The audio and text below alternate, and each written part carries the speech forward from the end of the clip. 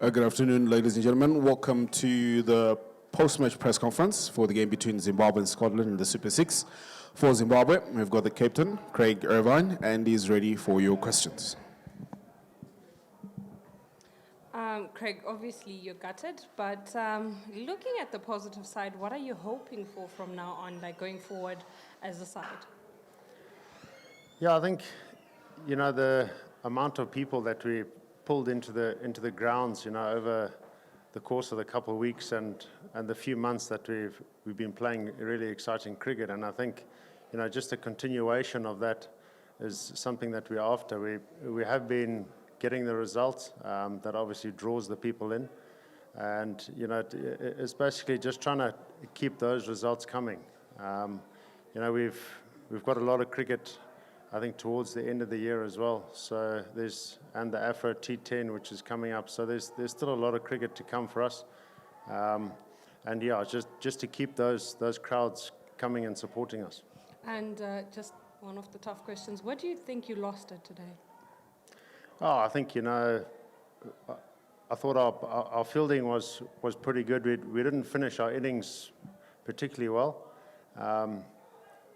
And then the start of our batting innings, I thought Chris Saul bowled extremely well in that, first 5-6 overs and pretty much put us on the back foot, which made it difficult to recover from there. And I think losing, we kind of recovered from that first onslaught, and then, losing wickets at regular intervals throughout the innings just slowly pegged us back.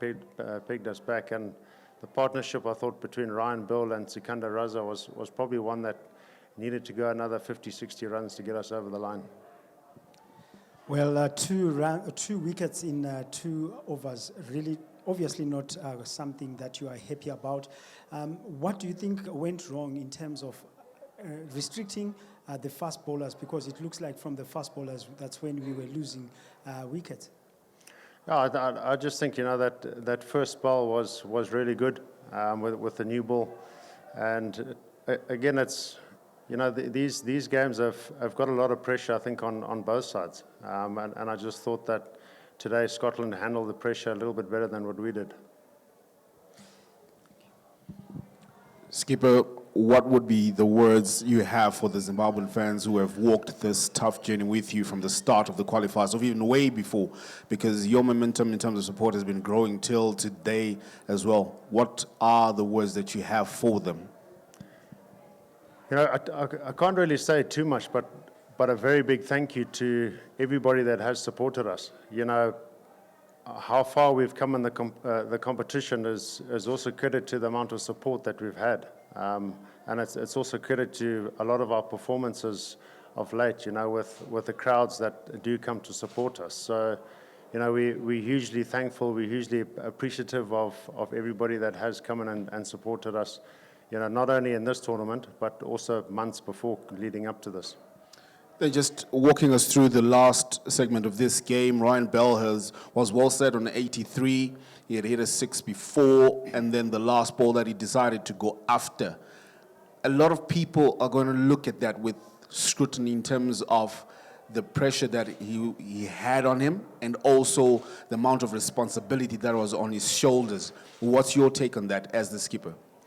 Oh, look, he's a quality player, and he's batting with the tail, so he has to make those decisions whether he takes on the bowling at that time or whether he tries and waits for a later stage. I think in his mind he's probably thinking, shorter boundary.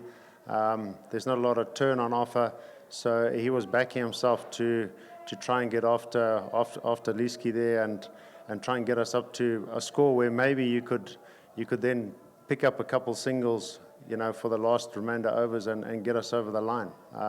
But he batted really well today, and he just needed a partner to build a partnership with.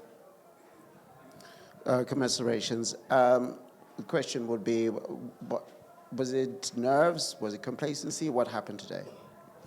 I don't think it's complacency. I think it's nerves, a bit of pressure, and on top of that, I think Scotland played really good cricket today. I don't think you can take any credit away from from the way they played, and they're just coming off beating West Indies as well, so they're also on a high. And I thought those little pressure situations, I thought they won them today. And I know the team always wants to play positive cricket, and that's always something that I think people looked at it. There were still so many balls to play. Could there have been periods in which there may have been a bit of restraint from some of the players up top who ended up who played big shots and went out? No, I don't think so. You can quite easily in games like this, quite easily get bogged down, and then getting into the last few overs, you're needing to go at 6s and 7s. We didn't want to be in that situation. We knew that, being bowled out was going to be the only way we would lose the game. So I thought the guys still stuck to the plans. Playing attacking brand of cricket is the way we've been winning games of late, and I don't think there was any need to change that game plan today. Okay, I know the wind is still fresh, but how do you lift the boys again over the next couple of weeks? I know it'll take quite a bit to get over it.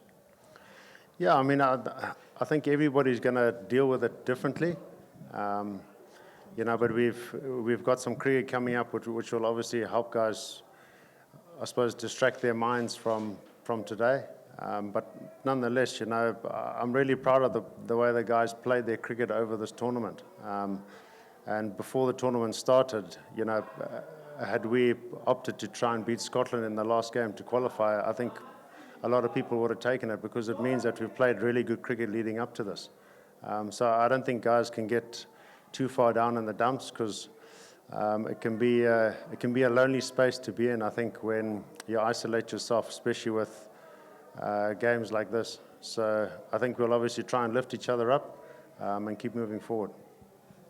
Craig, there's a 0.1% chance which will all go back to net run rate, provided the two teams, which is Netherlands and Scotland, handle each other, and it all goes down to net run rate. Do you still have a little bit of hope that maybe fortunes might favor us? Yeah, I mean, there's always going to be that slight percentage of, what if this happens or what if that happens. We came into this game knowing that to book our place, we needed to beat Scotland. And unfortunately, we didn't do that today. So if it works out, it works out. But it's a very small percentage. Thank you, Skipper. Thank you.